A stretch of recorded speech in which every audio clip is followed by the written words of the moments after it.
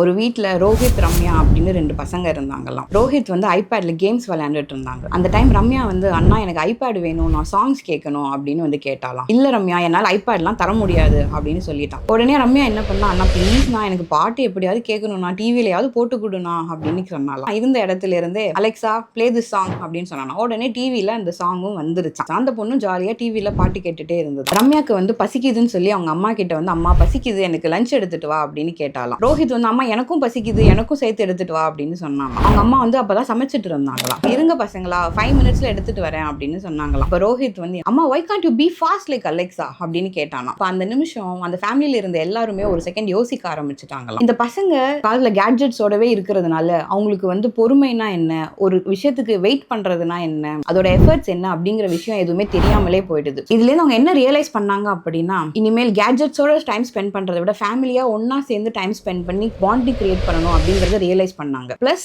பசங்களுக்கு கேட்ஜெட்ஸை விட பிசிக்கல் ஆக்டிவிட்டிஸை நிறைய கொடுக்கணும் அப்படிங்கறதையும் அவங்க டிசைட் பண்ணாங்க.